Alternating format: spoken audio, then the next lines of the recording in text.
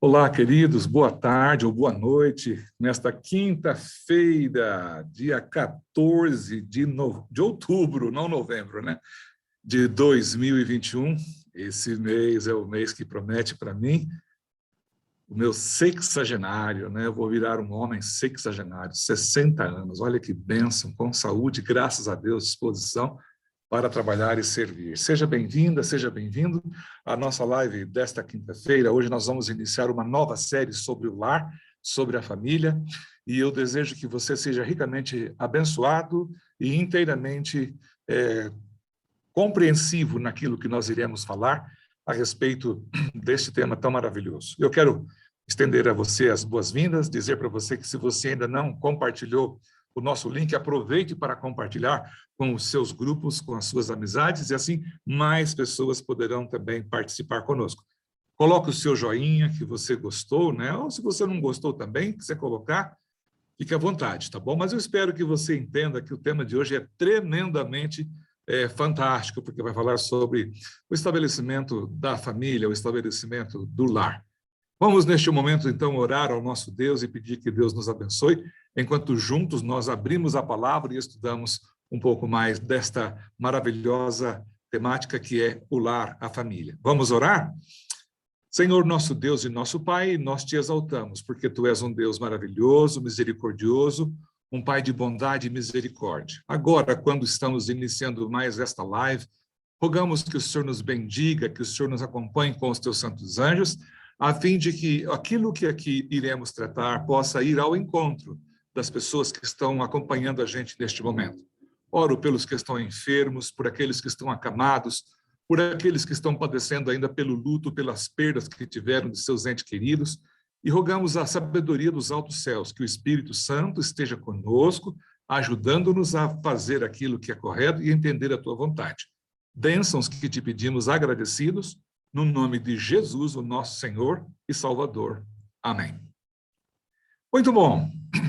Então, repetindo, se você ainda não repartiu, se você não compartilhou esta transmissão de hoje, compartilhe, porque fica gravado e mais pessoas poderão ter informações importantes a respeito do tema que nós iremos hoje dar sequência numa nova, como eu digo sempre, né, numa nova série. E esta série, ela é muito importante. Nós vamos falar sobre o lar, vamos falar sobre a família, que é esta graça maravilhosa que Deus nos concede. Então, hoje é o tema número 1 da série O Lar, e o tema de hoje é a instituição do casamento.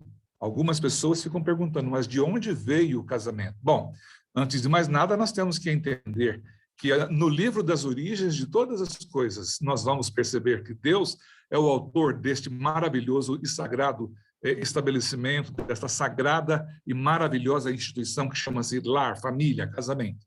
Então, a Bíblia responde, né? Após haver criado o homem, o que Deus disse? A Bíblia diz, não é bom que o homem esteja só. Interessante que nenhum de nós fomos criados para viver isoladamente, nós somos seres gregários, somos seres sociais, e nós precisamos de fazer boas escolhas. O casamento é uma das escolhas mais sublimes e elevadas, talvez até mais importante do que a própria profissão que você escolhe na vida, porque se você errou na escolha da profissão, você muda de profissão. Casamento, como você vai ver, não é uma coisa assim que a gente pode estar mudando como quem troca de roupa, ou muda de emprego, ou muda de trabalho. Não. E aí, então, quando Deus resolve estabelecer o matrimônio, quando ele diz não é bom que o homem esteja só, ele diz na Bíblia, no livro de Gênesis, capítulo 2, verso 18, que ele tomaria uma iniciativa, e ele fala assim, far-lhe-ei uma auxiliadora. Então, a mulher foi trazida para o homem não para atrapalhar, não para complicar a vida do homem, mas para ser uma auxiliadora. Por isso, o homem bem casado é um homem muito mais feliz e muito mais bem-sucedido. Por tal auxiliadora, que é a esposa no caso, pode essa ser encontrada entre as outras criaturas que Deus já havia feito? E é claro que não. A Bíblia fala no livro de Gênesis, capítulo 2, verso 20, que deu nome o homem a todos os animais domésticos. Isso foi por instrução divina. Deus queria que o homem soubesse o que era a necessidade de alguém à sua imagem e à sua semelhança. Então, ele foi dando nome ao boi, dando nome ao cabrito, à ovelha, ao macaco, ao tigre, à tigresa, ao elefante, ao peixe, né? E assim por diante. Então, veja você, para o homem não havia, a Bíblia diz, não se encontrava, não se achava uma auxiliadora que lhe fosse idônea ou ideal. Então, depois que Deus fez com que Adão sentisse que não havia para ele companhia, aí então Deus criou no homem um desejo, uma necessidade muito importante de quê? De companheirismo, ok? E aí o que é que Deus faz? A Bíblia nos ensina a este respeito. A Bíblia diz que Deus, o Senhor, fez cair um pesado sono sobre o homem, e este adormeceu. Tomou uma das suas costelas, fechou o lugar com carne. E a costela que Deus, o Senhor, tomara o homem, transformou-a numa mulher e lhe a trouxe. Você sabe que o casamento é uma escolha feita com sabedoria, e Deus, ao estabelecer o casamento, ele o fez com muita sabedoria, porque ele compreende as necessidades de todo ser humano. E aqui nós temos uma narrativa linda, maravilhosa, pode parecer simples, mas não simplória. Que linda na plenitude de seus significados é esta simples, mas sugestiva história, da qual os céticos acabam fazendo piadas, zombam, escarnecem. Deus não criou o homem conforme a imagem dos animais, que eram inferiores à sua imagem, mas a imagem de Deus. Gênesis capítulo 1, o verso 27, a sua imagem, a sua semelhança. Não é? Então, nem Deus escolheu a companhia para o homem, ou o ajudante do homem, de alguma outra ordem de seres já existentes, mas Deus resolveu fazer a mulher e a fez a partir do próprio homem, de sua própria natureza. E não tirou também essa substância dos pés do homem, a fim de que não tornar essa circunstância como razão para desagradá-la, escravizá-la ou menosprezá-la. Tampouco tirou da cabeça do homem para que a mulher não se pusesse um poder acima, ou se supusesse que tivesse um poder acima da autoridade, né, do homem, mas sim ao lado, ou seja, do homem, de sobre o seu coração, o que é a sede, não é, das afeições, para que a mulher ficasse ao lado do seu marido e como sua igual auxiliadora. Abençoados por Deus, Adão e Eva pudessem cumprir o plano, o desígnio e o destino da humanidade. O homem, forte, nobre, digno. A mulher, delicada, compassiva e amorosa. Quão mais exaltado e inspirador é que assim tenha sido o que a teoria de que o homem haja evoluído de uma ordem inferior de uma ameba ou de um animal qualquer. Então, tem gente que fala assim, atrás de um grande homem existe sempre uma grande mulher. Eu não concordo com essa ideia que atrás de um grande homem existe uma grande mulher. A mulher não foi feita para perseguir o marido, nem o marido para perseguir a mulher. Mas eu digo sempre, ao lado de um grande homem, sempre estará colocada ali uma grande mulher. E ambos, lado a lado, podem realizar muitas coisas. Então, esquece a ideia de que é atrás, mas sim é do lado. E eu queria também compreender, juntamente com você, que esta é uma das maravilhas da obra da criação divina, né? Agora, veja você que antes da entrada dos filhos de Israel na terra prometida, na Palestina, em Canaã, Deus deixou instruções com respeito a essas coisas, ao casamento. Então, Deus diz, lá em Deuteronômio capítulo 18, dos versos 9 a 13, quando entrares na terra que o Senhor teu Deus te der, não aprendereis a fazer conforme as abominações daqueles povos. Não se achará entre ti quem faça passar pelo fogo o seu filho ou sua filha, nem adivinhador, nem prognosticador, nem agoureiro, nem feiticeiro, nem encantador, nem necromante, nem mágico, nem quem consulte os mortos, pois todo aquele que faz tal coisa é abominação ao Senhor. Por essas abominações, o Senhor teu Deus os lança de diante de ti. Perfeito serás para com o Senhor teu Deus. Veja você que interessante. Deus proíbe esses casamentos mistos, não é? E então você vai vendo aí que Deus quer coisas claras.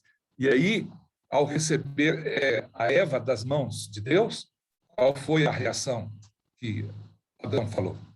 Ele falou, esta, Eva, afinal é osso dos meus ossos e é carne da minha carne. Chamar-se-á varoa, porquanto do varão foi formada. Olha que bênção você saber que o seu marido e a sua mulher, vamos dizer, o seu esposo, ou a sua esposa, no caso, falando aqui de um casal hétero, ok? Por isso, deixa o homem, seu pai e sua mãe, e une-se à sua mulher, tornando-se o que os dois uma só carne. Esta é a união verdadeira de um casamento, homem e mulher, se fazendo uma só carne. É nesse sentido que está a base do casamento bíblico. E aí, você vai perceber Jesus endossando com muita clareza, lá em Mateus capítulo 19 e o verso 6. Com que palavras Cristo reconheceu o casamento como sendo a instituição divina? E aí o texto bíblico diz, de modo que já não são mais dois, porém uma só carne. Portanto, o que Deus ajuntou, não o separe o homem. Eu gosto muito da expressão uniu, mas aqui nessa tradução está o que Deus ajuntou. Ou seja, Deus une duas vidas, duas histórias, num só momento, numa só história. Então, os dois serão uma só carne. Queridos, foi Deus quem celebrou o primeiro casamento. É a origem divina. Então, essa instituição tem como seu originador o próprio Criador do universo. E o que diz o apóstolo em Hebreus capítulo 13, verso 4? Digno de honra seja o matrimônio.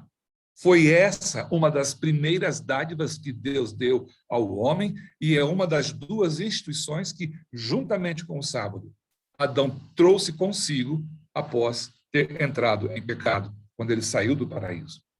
Queridos, quando os princípios divinos eles são reconhecidos e obedecidos nesta relação, o casamento é uma bênção e preserva a pureza e a felicidade do gênero humano como um todo e provê também as necessidades sociais para o homem e eleva a natureza física, intelectual e também a moral do ser humano. Bom, você poderia perguntar, mas uma vez casados para sempre, esse é o ideal. Mas quais mandamentos Deus resguarda essa relação matrimonial? Ele fala nos 10 mandamentos, em Êxodo 20. O verso 14 tem um mandamento que diz assim, não adulterarás. O adultério, que é a violação, a quebra de uma promessa feita de fidelidade do marido para com a esposa, da esposa para com o marido. E um outro mandamento que Deus colocou para evitar a desgraça dentro do relacionamento humano é você se contentar com aquilo que você tem. Não cobiçarás a mulher do teu próximo. Você casou com a sua esposa, ela é a coisa mais preciosa que você tem nessa vida. Valorize essa esposa, porque mulheres existem muitas, mas esposa é uma só. Eu tenho a minha. Eu estou muito feliz e quero ficar com ela até o dia em que Jesus voltar ou até que a morte nos separe. Quanto a você, qual é o seu plano? Daqui a pouco nós vamos falar sobre a escolha, tá bom? É muito importante isso. Bom, existe um preceito dado no Novo Testamento com respeito ao matrimônio. Que preceito é este? Olha só, Hebreus 13, verso 4. Diz assim, digno de honra, entre todos seja o matrimônio, bem como o leito sem mácula. Por quê? Porque Deus julgará os impuros e adúlteros. Então, queridos, o casamento é por muitos considerado de maneira assim bem banal, de maneira muito leviana, sendo mesmo muitas vezes objeto de escárnio, de brincadeiras, piadas, zombarias, né? Mas a origem do casamento que é divina, seu grande objetivo, também as suas possibilidades, as influências do casamento para o bem ou para o mal, muitas vezes são menosprezadas. E é lógico que para ele, aquele que entra para o casamento sem a verdadeira compreensão, e isto é muito comum acontecer isso, não é? Não raro, para o casamento se entra com pouca compreensão de suas responsabilidades ou também de suas sagradas obrigações. A relação matrimonial marido e mulher, com frequência, é usada na Escritura como descrição de um símbolo da relação entre Deus e o seu povo. Você tem aí os textos de Romanos, 2 Coríntios, o livro de Oséias, também o livro de Apocalipse. Bom, antes do pecado entrar no mundo, que espécie de casamento foi instituída pelos homens e foi produtora de grande mal? tá? Depois da queda, tá? Depois que o pecado entrou no mundo, quero dizer. Eles começaram com a poligamia, olha só, como se foram multiplicando os homens na terra, nasceram-lhe filhos e filhas, vendo os filhos de Deus, que as filhas dos homens eram formosas, tomaram para si mulheres, as que entre todas mais lhe agradaram. Gênesis 6, 1 e 2. E aqui começou um problema sério, aqui começou uma degradação da moral e também uma degradação da humanidade. Por quê? Você poderia perguntar, bem. Não somente houve poligamia, que é já em si um grande mal, mas os filhos de Deus, os descendentes de Sete, casaram-se com as filhas dos homens, que eram as descendentes do idólatra Caim. E aí corrompeu a semente humana, ou seja, a igreja do próprio Deus foi corrompida. E havendo sido assim, derrubadas todas as barreiras contra o mal, toda a humanidade ficou logo corrompida e a violência tomou conta da terra e, por consequência disso, Deus mandou o dilúvio para destruir a terra. Deus, antes mesmo que os filhos de Israel entrassem na terra prometida, Deus queria precavê-los, Deus queria protegê-los. E o que Deus faz para trazer essa proteção, essa salvaguarda? Veja só, ele diz assim, sejam por mulheres a quem bem parecer aos seus olhos, contanto que se casem na família da tribo de seu pai. Não era para eles fazerem misturas, era para eles manterem uma certa linhagem genealógica, para manterem a pureza do caráter, para manterem a pureza dos traços. Mas aí começou a fazer mistura, foi misturando. E aí, então, há uma restrição que o Senhor Deus opôs ao seu povo. Quanto ao casamento com pessoas de outras origens, inclusive pessoas de origem pagã. E aí tem a pergunta, por que Deus fez assim? Então Deus escreveu, não vais contrair matrimônio com os filhos dessas nações, que eram as nações que estavam ao redor da nação de Israel. Não darás as tuas filhas aos filhos desses pagãos, nem tomarás das filhas dos pagãos para os teus filhos, pois estas mulheres pagãs fariam desviar teus filhos de mim para que sirvam ou servissem a outros deuses pagãos. E a ira do Senhor se acenderia contra vós outros e depressa vos destruiria. E foi exatamente o que eles fizeram, exatamente o oposto. E aí foi a razão da ruína da nação. Sabe que o casamento com pessoas ímpias foi o erro cometido pelo professo povo de Deus antes do dilúvio. E Deus não queria que a nação de Israel repetisse essa mesma insanidade, essa mesma loucura. Por isso que ele falou, não misture crente com crente, descrente com descrente. Aí Paulo, no Novo Testamento, também vem e coloca mais uma pedra em cima, né, para fechar o assunto. Que instrução contém o Novo Testamento com respeito ao casamento com pessoas descrentes? O texto bíblico diz, não vos ponhais em julgo desigual com os incrédulos. Porquanto, que sociedade pode haver entre a justiça e a iniquidade? Ou que comunhão da luz com as trevas? Que harmonia entre Cristo e o maligno? Ou que união do crente com o incrédulo? Que ligação há, pergunta Paulo, entre o santuário de Deus e os ídolos? E ele diz, porque nós somos santuário do Deus vivo. Eu queria sublinhar aqui a expressão vos pôr em jugo desigual. O que é um jugo desigual? É uma linguagem do campo, onde eles usavam animais para fazerem os trabalhos de lavrar a terra. Então, era uma espécie de uma trava bem grande. Nessa trava tinha uma espécie de um V de cabeça para baixo, assim. E aqui, nesta parte, colocava a cabeça do boi, certo? Imagina aqui a cabeça do boi, e aqui colocava o jugo. Está dando para ver aí, né? Isso, assim. Então, conforme o boi ia andando, isso aqui, e via no pescoço, chegava aqui, esbarrava, e ele ia andando, e esse jugo aqui era amarrado ao arado lá atrás. Então, de maneira que o boi andava, ele arrastava o peso. Então, quando colocava um boi grande, forte demais, e ao seu lado um boi fraco, não dava certo, porque o boi forte acabava machucando o boi fraco. porque o boi fraco não conseguia arrastar o jugo. Então, tinha que colocar 2 animais no mesmo parâmetro. Então, é isso que a Bíblia está dizendo. Quando você tem 2 pessoas com parâmetros diferentes, com ideias diferentes, gente, tem tudo para dar errado. O camarada fala assim, não, eu vou assistir o jogo, a mulher fala assim, não, eu quero ir para o culto. Ah, eu quero ir para uma programação da igreja, não, eu quero ir para o baile. Ah, eu quero isso, não, eu quero ir para o boteco. Está entendendo? Então, são julgos desiguais, são pensamentos desiguais. E não pense você que a pessoa costuma mudar depois que se casa. A gente tem que olhar antes de casar para depois não ter que se arrepender. Essa instrução de Paulo, bíblica, ela proíbe todo relacionamento comprometedor. O casamento de pessoas cristãs com pessoas não cristãs tem sido sempre uma espécie de uma armadilha, por cujo o meio Satanás ele vai e prende as pessoas, ele captura muitas pessoas que são sinceras e que pensam poder assim ganhar o que é descrente, mas em muitos casos, se projetam da segurança da fé para a dúvida, para a apostasia e, por final, acabam perdendo até mesmo a própria religião. Os filhos depois não sabem que caminho vão seguir.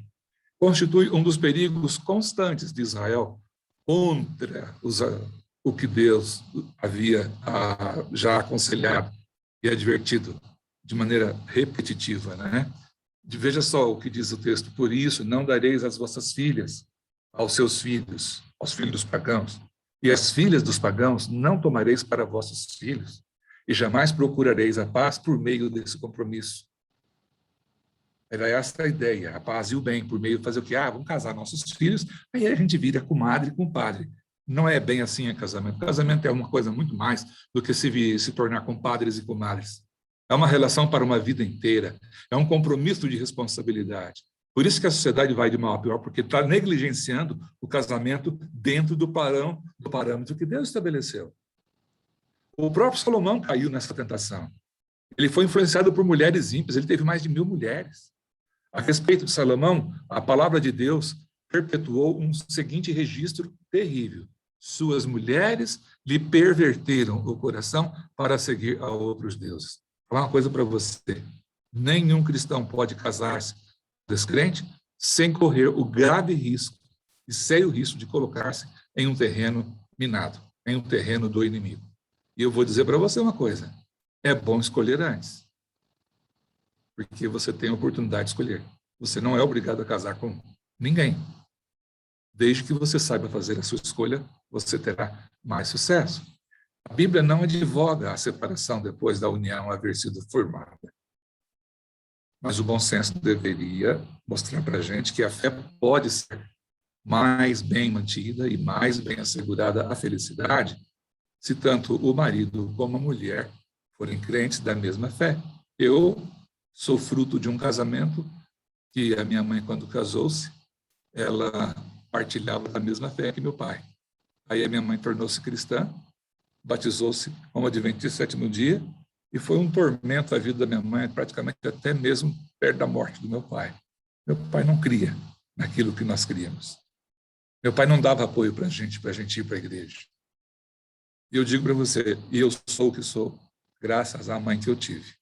Ela mudou de religião, mas não mudou de marido. Ela manteve-se fiel ao meu pai até o dia da morte dele. E eu admirei muito a fidelidade e a postura da minha mãe. Se você está casado e resolve mudar de religião, você não precisa abandonar o seu marido. Se ele concordar em ficar com você, fica com ele. E nem a sua mulher. Agora, não seja um crente chato e incômodo para ficar artesanando a vida do seu marido, porque ele não é crente como você. Quando você se casou com ele, vocês eram da mesma religião. Você mudou de religião, agora você tem que saber tratar bem o seu marido para que ele possa um dia, quem sabe, se converter. Agora, se você ainda não é casada ou não é casado e vai buscar uma pessoa infiel, eu digo para você, a responsabilidade é nossa daqui, ó. Tanto os pastores como os pais devem advertir os jovens contra todos os casamentos que sejam impróprios. Então, ouve lá, cuidado na escolha que você faz. É muito importante. É uma escolha que se faz uma vez só e é para durar a vida inteira. Você já pensou a respeito disso? Por exemplo, se você escolhe a profissão errada, você vai ficar a vida inteira naquela profissão. É gostoso? Não é, é um sofrimento. Agora, o casamento é mais importante. Porque você não vai apenas viver com a pessoa, você vai conviver 365 dias por ano.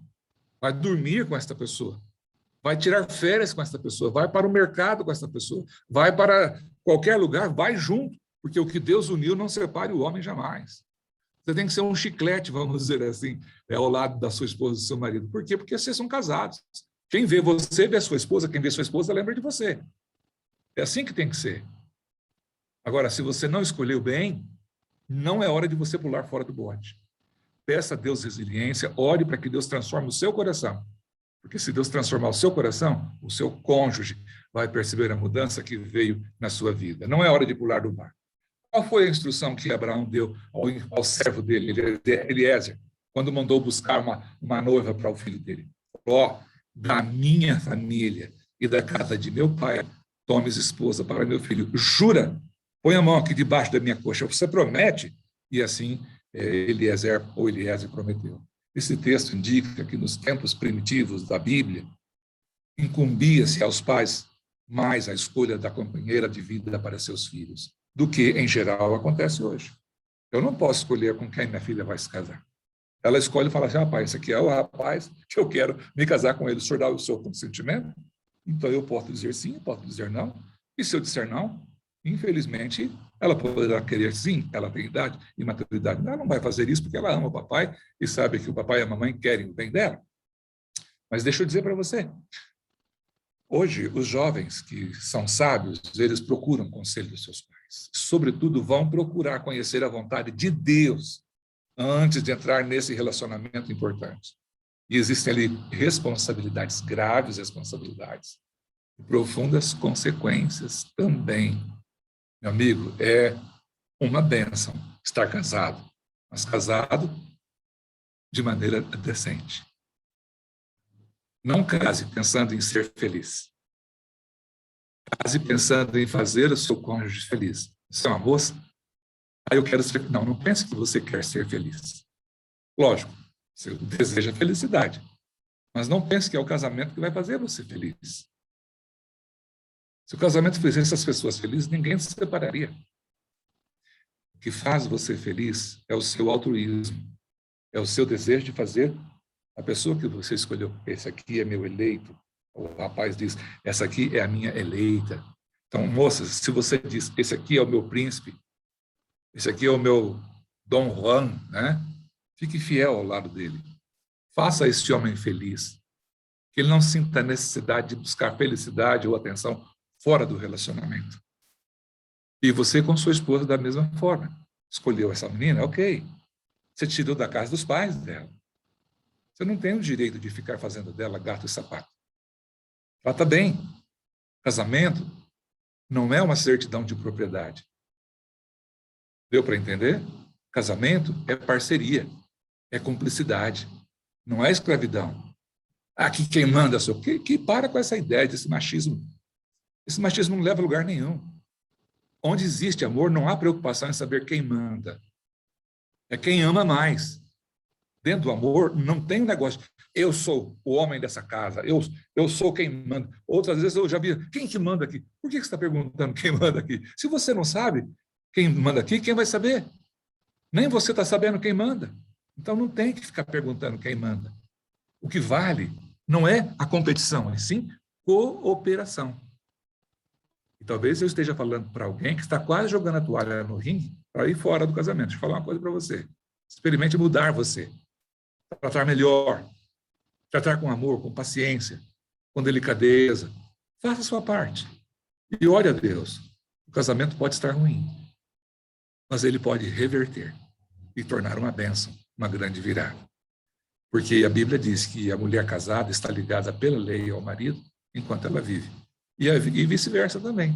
Não é só a mulher que está ligada ao marido. É uma via de duas mãos. Não é uma mão que vai apenas. Vai e vem. O homem e a mulher são iguais perante Deus em termos de valor. Em termos de valor. Somos diferentes, claro, temos funções diferentes, temos. Mas perante Deus, somos todos no mesmo pé de igualdade. O homem tem o mesmo valor que a mulher tem. Então, se você tem a ideia de que você, porque é homem, vale mais que a mulher, tire da ideia da cabeça.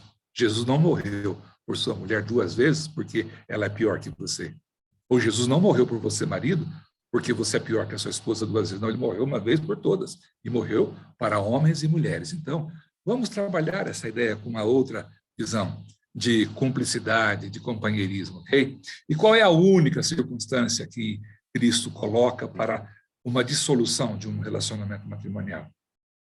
Aí diz Mateus 19:19. Quem repudiar sua mulher, não sendo por causa de relações sexuais ilícitas, e casar com outra, comete adultério, e o que casar com a repudiada comete adultério também. A única razão que a Bíblia autoriza a separação é por conta da infidelidade conjugal. A Bíblia não fala sobre a questão de, eu tenho um gênio muito forte, incompatibilidade de gênio, não. Traga o seu gênio para Cristo e pede para ele mudar você. Você mudou o gênio antes de casar? Você tinha um gênio, depois que você se casou, você mudou para outro gênio? Ou você foi falso e fingido durante o tempo que você namorava com a sua esposa? Por isso que eu digo para você, o assunto aqui é sério. Eu não quero magoar você, mas eu preciso dizer algumas coisas importantes. A hora de abrir o olho e enxergar bem é antes de embarcar. Depois que o barco zarpou, está em alto mar, não é hora de abandonar o navio, não. Tá bom? Entenda isso, eu falo isso com muito amor no meu coração. Às vezes pode parecer um pouco durão, né? Mas eu digo para você, ame incondicionalmente, e você vai ver os resultados do amor que você sente por seu cônjuge, sua esposa ou seu marido, tá bom? E eu gostaria de colocar para você também que as leis civis de alguns países, elas reconhecem outras razões como causas justificativas para a separação. E aí vem a crueldade extrema, uma embriaguez habitual, no caso, o indivíduo que vive debaixo da influência do álcool o tempo todo, formas de ofensas graves e tudo. Mas só uma única razão, segundo Cristo, justifica a anulação completa do laço matrimonial, e esta é a infidelidade no leito conjugal, ou seja, é um homem deitar-se e ter sexo com outra mulher, e a mulher ter sexo com outro homem que não seja o seu marido. Deu para entender claramente? Mas a gente não chegou às vias de fato. Você tem que entender a quebra da confiança. É bom a gente perceber direitinho o que a Bíblia ensina, tá bom? Você pode perdoar o seu marido? Claro que pode. Você pode perdoar a sua esposa? Pode. Porém, o perdão nem sempre significa que você consegue restaurar a confiança. Está perdoado? Está perdoado. Então, você tem 2 opções: perdoar e continuar vivendo com a sua esposa ou com o seu marido, a parte que foi traída, se houve o perdão, mas você pode perdoar e partir para um novo relacionamento, se você é a parte inocente. Enquanto a parte inocente estiver sozinha, você que é a parte culpada não pode ter uma nova vida. Só depois que a parte inocente se casar, aí você tem autonomia para casar-se novamente. É difícil? É melhor você se conter. É melhor você não ficar olhando para a mulher alheia. Mas a minha mulher não é bonita, você não enxergou antes? A minha mulher não é isso, não é aquilo. Tudo que você desejava numa mulher, você via isso antes de casar. Agora, o que mudou? Cuidado. Não entre nessa onda, porque você pode se dar mal. Bom, uma vez que você se casa, tem que buscar fazer o quê? O seu ambiente um ambiente feliz. E este será o tema para a nossa próxima live, na próxima quinta-feira. Eu quero desejar que você não tenha ficado bravo comigo, aborrecido ou aborrecido, por eu falar algumas coisas de maneira um pouco mais contundente, mas eu quero que você entenda que o casamento foi uma instituição feita por Deus, ela foi feita para afundar. Outro dia alguém brincou, falou, casamento é semelhante ao Titanic, foi feito para afundar.